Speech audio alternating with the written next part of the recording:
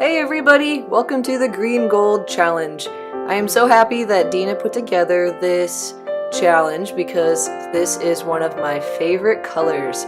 So because it's one of my favorite colors, I had a very difficult time thinking about what I was going to paint for this challenge. I could have painted flowers, I could have painted my golf courses, or I could have just gone with a landscape.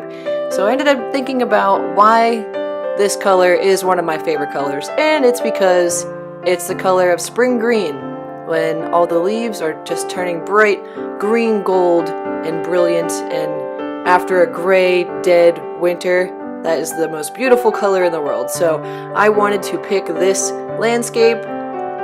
This is a picture I took when I went to Smoky Mountains National Park in 2016, and it was so green. It was gorgeous. Even the rocks had green moss on them, as you can see in the picture. So that's what I went with, and I really am happy with the way this painting turned out. So follow along. You can see the whole process right now.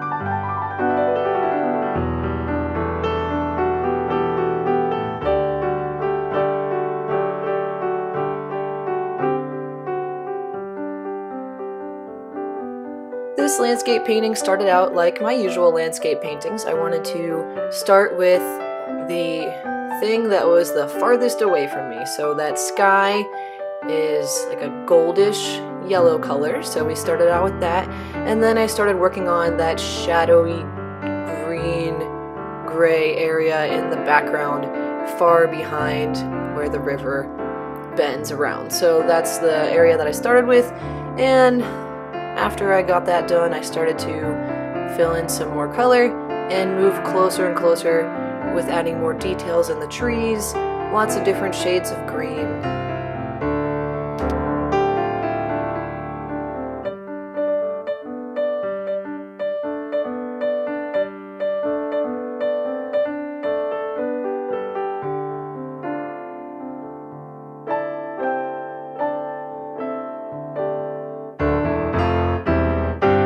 Another thing I usually do when I'm painting landscapes is I'll work on the shadows first, and then I'll go back with my lighter colors on top of the shadows. So there you just saw me fill in the shadows under the trees and on the rocks on the left side of the painting, moving closer to the foreground.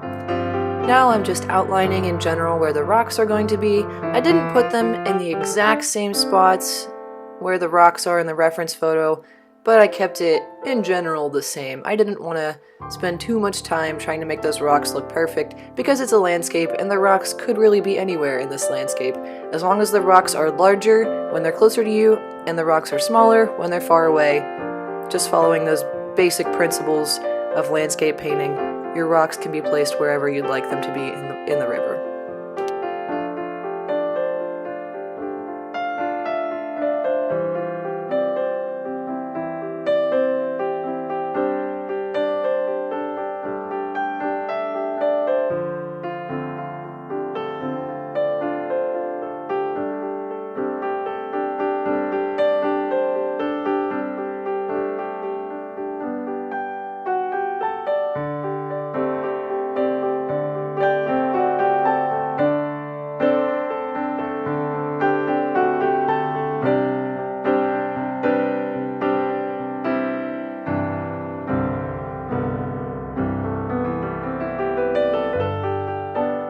For painting the water, I start out with a base color in various sections of the creek there. Some of the creek is brighter where the sun is hitting it, and some parts of the creek are more in shadow and have more brown and dark or green reflective colors. So I just got my base color down first, and then I go back later on when I'm adding detail to boost the contrast and make that water look like it's really flowing by adding highlights and shadows on top of this base color.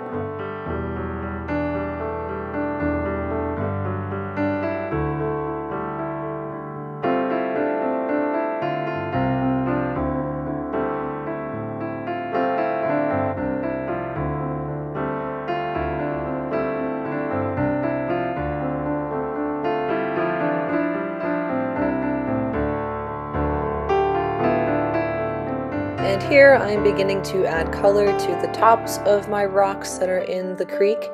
Most of the rocks have moss on them, so they're a green shade, and some of the rocks are just wet, so they'll be like a grayish brown, blue, purple type of color depending on where it is.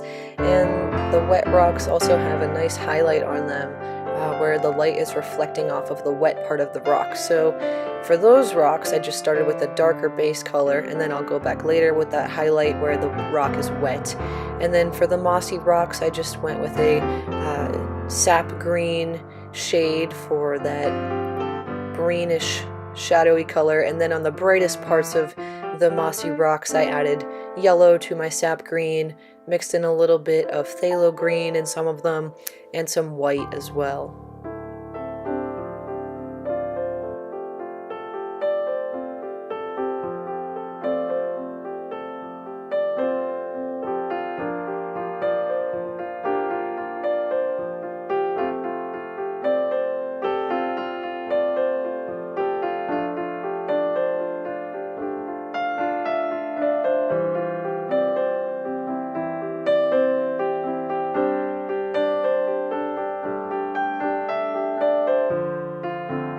Something to keep in mind when you're painting your rocks is where the sun is coming from, where your light source is coming from. So in our painting, our light source is coming from that upper left central portion of the painting, and everything close to us is in shadow. So if you look at the rocks, the sides closest to us and those undersides are all in shadow. So pay attention to that when you're painting your rocks. The shape of each shadow is going to be different based on the shape of the rock as well.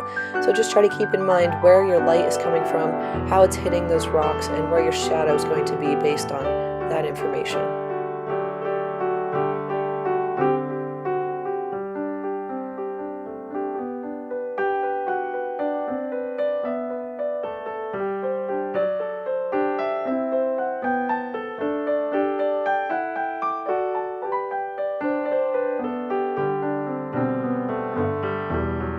To paint the leaves on the trees, I'm using a small angled brush. You could also use a small round-tipped brush, and you just want to lightly hold the brush and put a lot of paint on there and just kind of dab it around and try to get different little shapes for your leaves. You don't want to make each leaf be the exact same shape because they're all oriented differently on the trees, and they're also, some of them are going to be in a cluster together, some of them are going to be solo, and they're all coming off of a branch. So try to keep in mind where that branch is extending as you paint your leaves. You don't want to just paint leaves all oriented down, equally spaced apart. Your leaves are going to be chaotic and randomly spaced and structured, so you don't have to spend too much time trying to make each leaf perfect, or you're going to be working on this painting for years and years.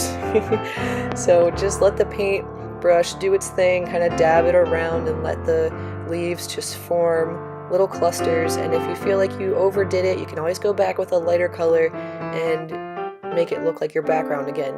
You can always fix an oil painting. That's what I like about oils.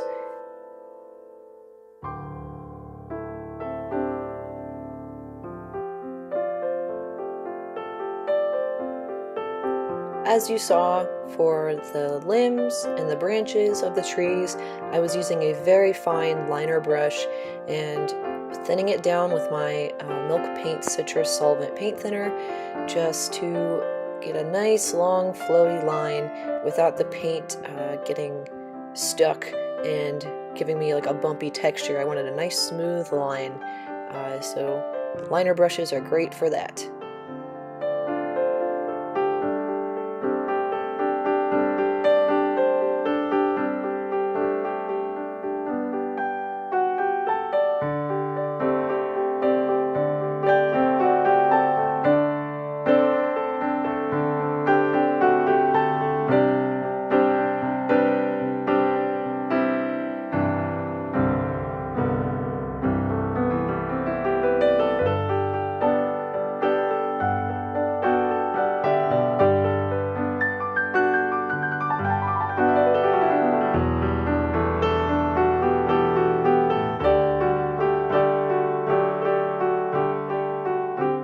in a forest, so we're obviously going to have some vertical tree trunks and baby trees sticking up from the ground.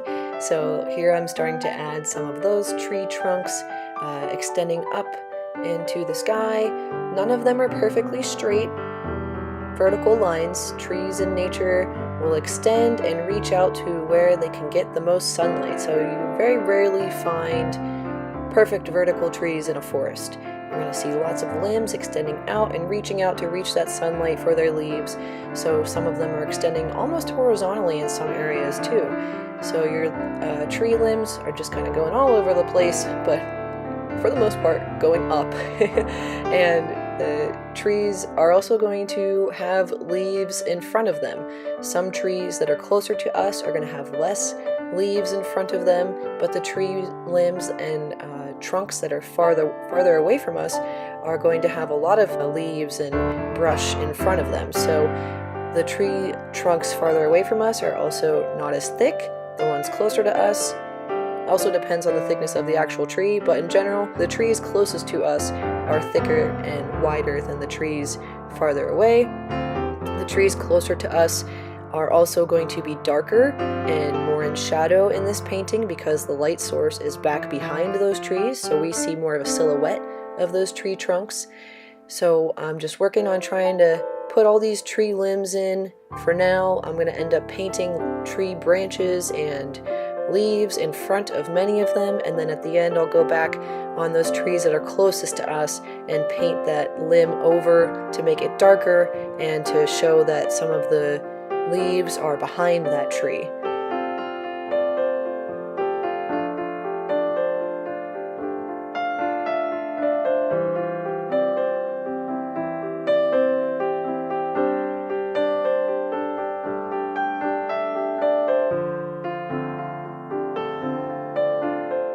As I mentioned before, I was going to go back and add more detail to the river to show where we have our white water rushing down closest to us. So I did a little bit of that there by thinning down some white paint, adding a little bit of brown, blue, and red just to give me a little bit of a shadow color where that water is white rushing down and then kind of dispersing out. It's not quite white, has a little bit of gray in there as well. So that's what I was working on there in the river. Now I'm going back to the rocks and adding more highlights on the rocks that are farther away from us, trying to further define the borders of each rock.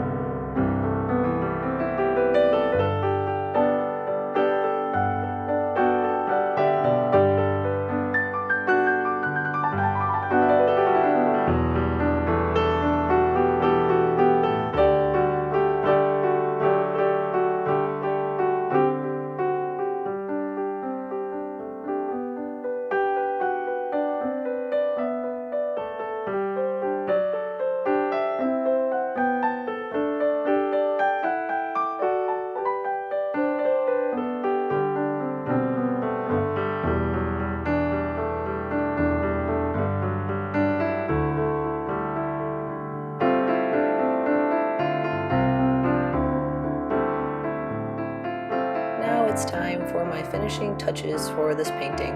I'm just eyeballing the forest here to make sure I have highlights in the right areas where the sun's hitting the leaves over the river there, and making sure I have enough variation in shadow and light in my forest so that I have depth. I also wanted to look at my greens and make sure I had some greens with a little bit of brown in them, some greens that had some reds and more blues in them. I wanted to have a variety of greens so I can still get a sense of depth with the leaves in the forest. I don't want the forest to look flat, so I was making sure those things all made sense, and then did a little bit more touching up with the details and signed my piece, and that's it. This painting took me a little over 4 hours total to complete from start to finish, and I did it in 2 sessions. I let the paint dry overnight when it was about 3/4 of the way done. Just finished up the detail the second day after letting some of those greens dry for a bit so I could layer on some more green.